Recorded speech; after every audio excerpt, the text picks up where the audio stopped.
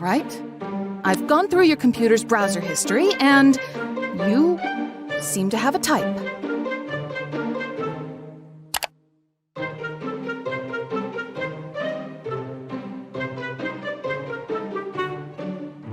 That's enough internet for me today. I am going to wash myself with holy water. What's going on, everyone? Jeremy here from The Quartering, and if you wonder why Gen Z, if you wonder why the kids aren't okay, it could be because they're reading Cosmopolitan magazine, who put out what maybe was the most insane article on House of the Dragon. Dragon. Yeah, I'm from the Midwest, I know. That is like imaginable. Like there's just no way that you can imagine how insane this article was, how swift and massive the backlash was. And it's because these people are demons. Like I literally cannot think of a better descriptor for it. I just can't. So House of the Dragon had its finale last week, and so everyone's, scrambling to write articles about it. Nothing House of the Dragon. Seems like it was pretty successful. I wasn't pumped about tuning in to a show that most of the media around it was talking about how it was smashing the patriarchy and all this stuff, so I didn't watch it. Maybe one day I'll watch it, but life is short, and my free time, I choose to spend on shows that I definitely hate, like Rings of Power and She-Hulk. And this article comes out. Now, they changed the headline. The original headline was, and I'm going to read it to you. Now that House of the Dragon is over, I'll say it, : incest fantasies are hot. Super hot. By Leah Marilia Thomas. This is the actual article. October 24th. And if you notice, they hid the author. It just says the editors now. Okay? This is an article promoting normalizing family time. This is what could only be described as demonic. Now you can see stuff like here, Shoe on Head posting. I see Cosmo's still at it. Here's the original tweet that got deleted. I was able to confirm that it was deleted, but I could not confirm. I couldn't get an archive of it, but it got absolutely demolished. Here's a screenshot at one point. 1,962 quote tweets to 288 likes. Like, how desperate are you for clicks? Now, of course, when we share articles, what do, class? We archive them. Okay, so when you want to share an insane article, don't link to it. Screenshot it, use an archive. Do not give them ad revenue for being demonic. Instead, enjoy one of our 4 new flavors of tea: raspberry, apple pie, biscotti oolong, and coconut chai. Those 2 just dropped today. Or one of our other 6. Or our brand new maple pecan, which dropped today. Promo code The Quartering to save. Now, you have lots of articles about the family time, keeping it all in the family, which is a part of the show. And it's gross, and it doesn't need to be a part of the show. But it is. Now, you see it back. So we're all just fine with this on TV. Now, ? Us validating your kinks. There are many ethical gray areas. Why don't you put your name on the article? Why do you think that they didn't put their name on the article? By the way, I'll be streaming at 5:30 tonight with Blair White. I'd love to see you here. We'll be here on both here and Rumble.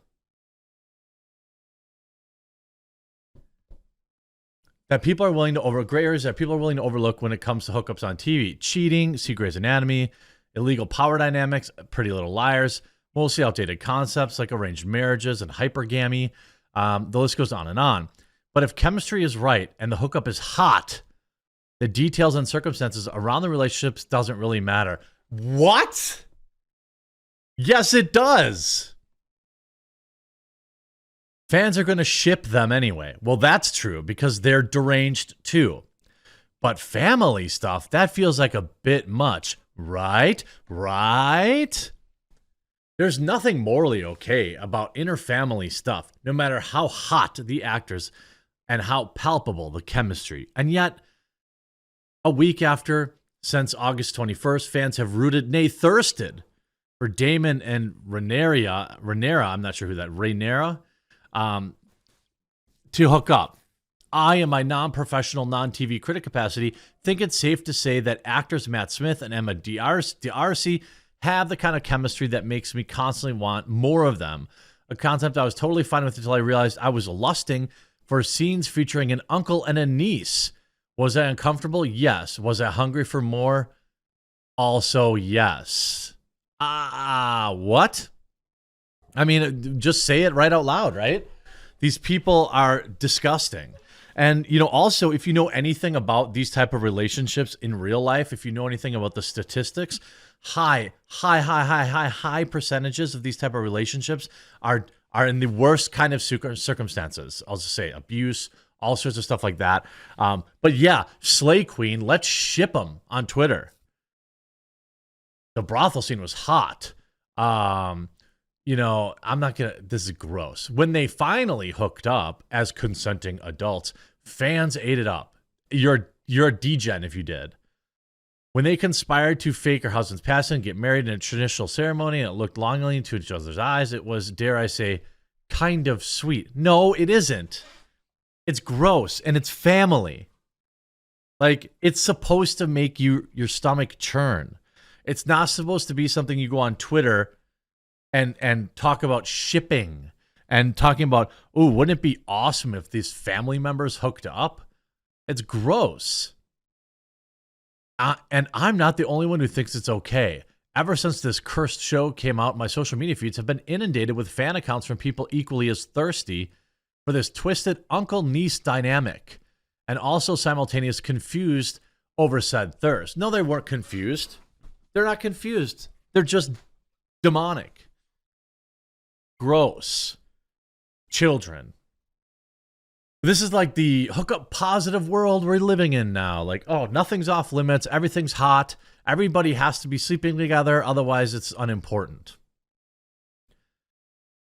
I was honestly kind of comforting to me to see someone whose first thought upon watching this new show is, I want them to F, but also, lol, help. Why do I want them to F? Because you're broken inside. Now look, I know that there is this weird trend on the other type of sites, okay, where these videos, I don't know how popular they are, but they exist. And everyone's kind of excuse is it's like the stepmom or like stepbrother, so they're not like blood related, and it's obviously also, you know, prawn, so it's, you know, they're actually not, and it's, I don't know, okay, I'm not like here to like kink shame, so to speak, but the fact that you're like, you know, when she was 16 and Damon took her to the brothel the night she hooked up for the first time, in the books he's about 16 years older than her, making him 32. Not a crazy age gap, dating IRL medieval Renaissance period. Okay, fine. Are we going to judge everything by how things were in the Renaissance period? Then get back in the kitchen and stop writing these articles. Okay? Are you kidding me?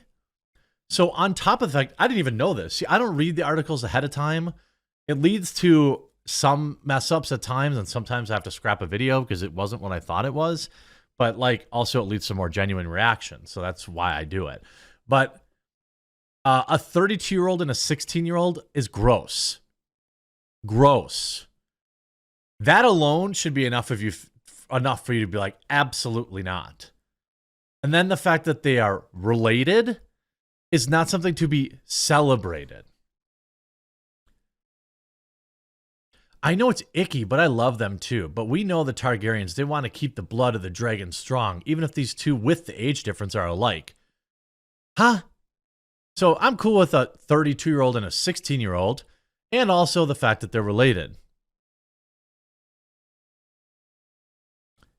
What?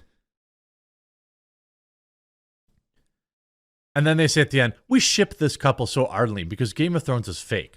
They are fake. So go forth and thirst freely. Jon Snow is not real. That statement in and of itself can be fine, but you just wrote 1,000 words about how, you know, the age difference is okay because it's medieval and it's cool that you want to see that, and that incest is okay. And by the way, you've written several articles about this.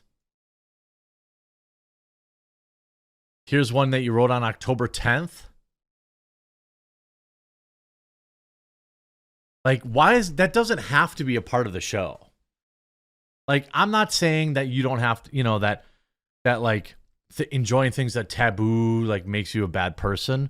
But like when you're a journalist and you're writing these articles where you're basically trying to normalize it and you're trying to say like, hey, it's okay that you think about a 32-year-old uncle and a niece. That's weird, creepy, and the internet responded as they should. I hope you enjoyed this video. If you did, make sure you leave a like on it and you click that red subscribe button down below, and we'll talk to you again real soon.